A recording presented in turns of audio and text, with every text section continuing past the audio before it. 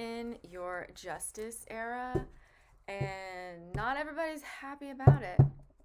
You are making a lot of people mad. Your rise is somebody else's, and that has been coming up for a while. So, your justice era, triumph, is somebody else's, the opposite, and they feel it energetically, and they are mad about it. They are butthurt about it. Their ego is hurt. Like, they are super grumpy, and I love that for us. This is a liberation message. This is for people whose soul mission is aligned with liberation. So if that resonates with you, great, you're in the right place. I just dropped a card. One sec.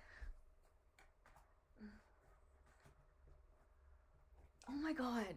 It went under my rug. Um, Somebody wants it to be difficult for us to step into our goddess era. When a card pops out, it's an emphasis. And then when I tried to pick it up, it got shoved under my rug and I was like, "Oh, somebody doesn't want this. Somebody doesn't want us to step into our goddess era." Let's talk about it. When you are authentic, it is a very high vibrational frequency, okay? When you do it consistently, you become a lighthouse. You become a light in the dark for other people. Being authentic is your gift to the world. It's part of your soul's mission, and nobody can do you like you.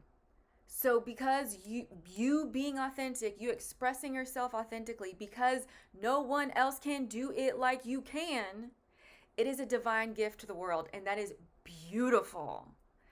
Like, everybody wins. That just seems like a winning situation all around. Wrong. Not in the world that we live in. And Earth can be a really dense place. So, when you start saying that you're on your goddess era, you better act like it. If you're going to call yourself a goddess, you better act like a goddess. Let me tell you how I do that. I don't reward bad behavior.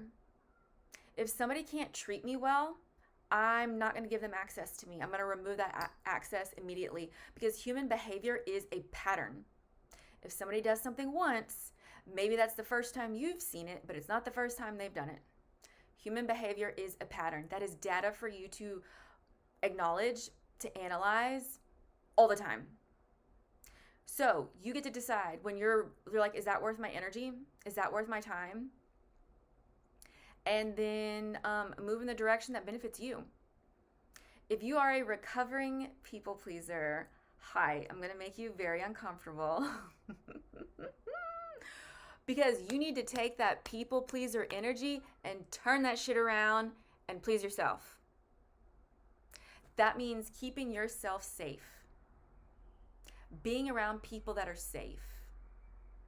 And when something doesn't meet your standards, it loses its access to you immediately. You're training people how to treat you in every interaction you have with them. Your words are spells. Make sure that the words that you use are blessing yourself.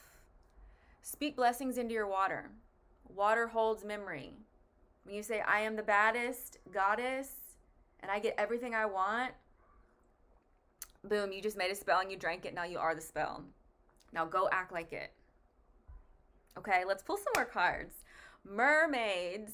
This is my mermaid deck. This is my favorite deck. It's by Lola Lavish. Her website is the Blue Dollar Botanica, and she's a psychic medium. She's awesome. Love her. I've learned so much about her. This is her oracle deck. It's called the Ocean Queens Oracle deck, and I'm obsessed with it. Okay, let's get some more cards. Again, you're on your liberation journey. You are on your justice journey, and being authentic is a lighthouse and a magnet to other people who are also authentic, but everything is attracted to the light, including bugs. And by bugs, I mean your haters. So if you start getting haters online, you are doing something right. If you are following your soul's mission and you're getting hate online, turn that into money. Alchemize it. Here's what you can do. You can say, Every time someone says my name, I make more aligned money. And so it is done. And then go move like it and go act like it. And go be authentic online. And go talk your ish. Everywhere. Be consistent on all platforms as you feel safe enough to do so. This one wants to come out. Cute. Soulmate. Let's talk about soulmates, okay? Because they're not always romantic. I believe, I'm also a romantic polyglot. Like, I like a lot of things.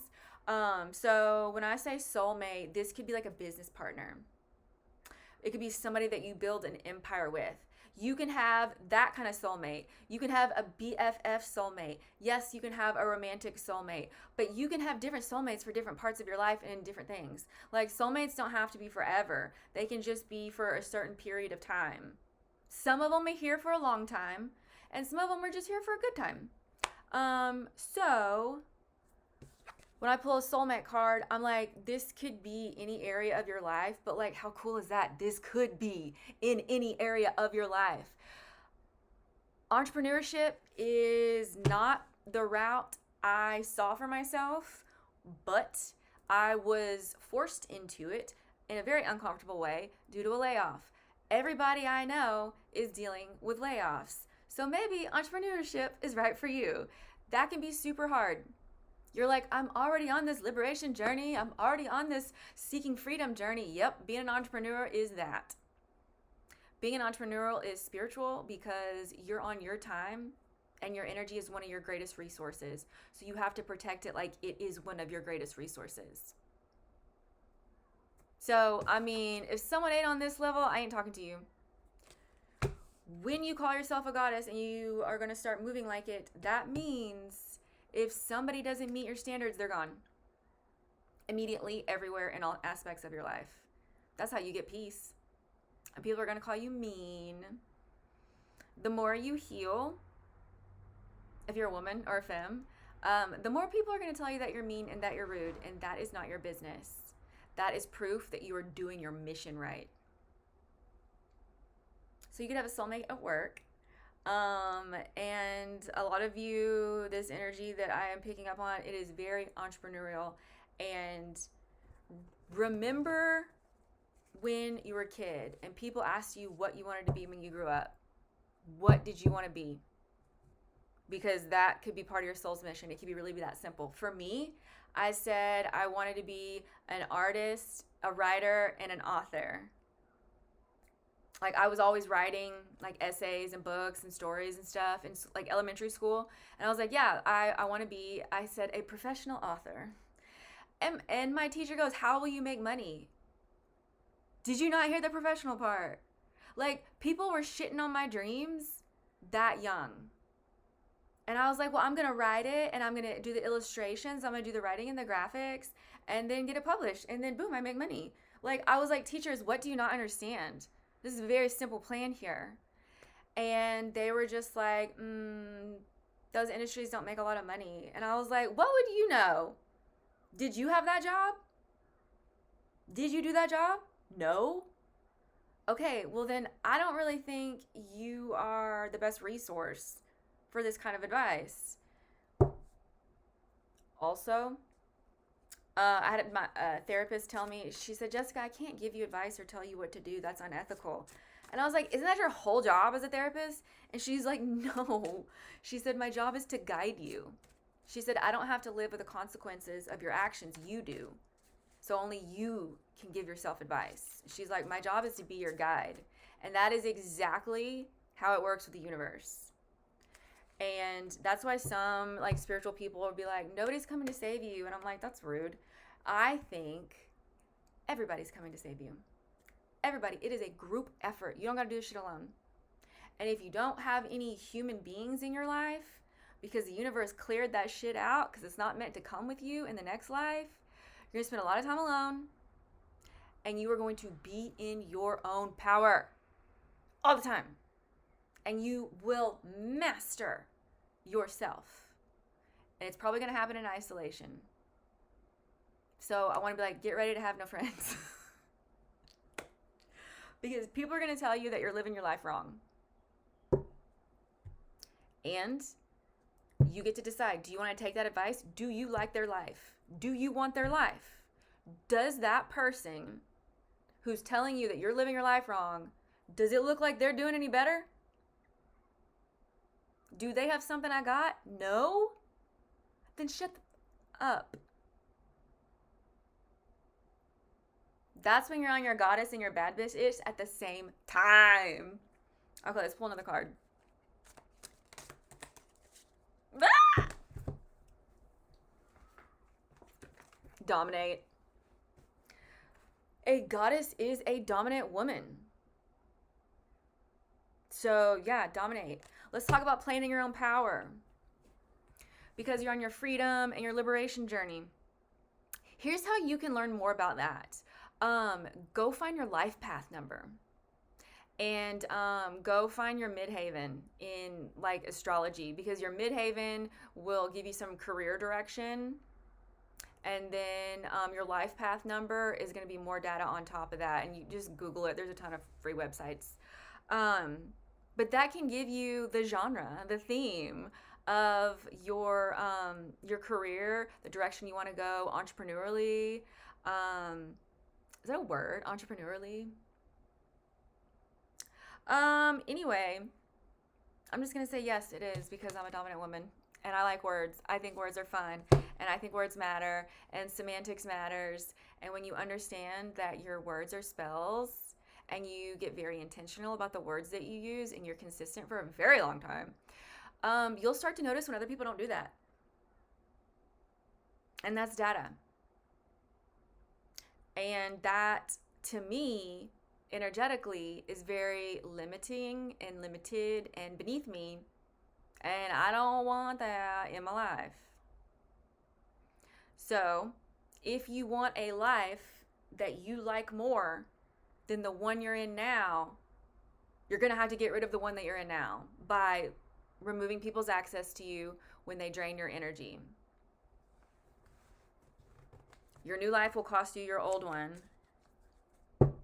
and you're going to be doing things differently. That's what I mean. You're just going to be doing things differently. And you're not going to like the same things, and you're not going to like the same people. And at some point, you're going to be like, wow, I don't even recognize who I am anymore. I've grown so much. That's part of your freedom and your liberation journey. And you're going to meet more people that are doing that too. Oh, this card fell out and I kept going. Reunion. This is about a homecoming to yourself. Your reunion is between you and you. You and your higher self. Your past, present, future. Like, you are stepping. I don't want to say stepping because you've been there. You've been there. But there's also been a lot of completion of a cycle. So, like, you are really leveling up on your goddess-ish. You're a strict babe. Chidera, the host of the Slumflower Hour, I hope I'm saying that name right, the Slumflower podcast, she talks about that. She's like, I am a strict babe. And I was like, ooh, me too. This reunion is you coming home to who you are meant to be.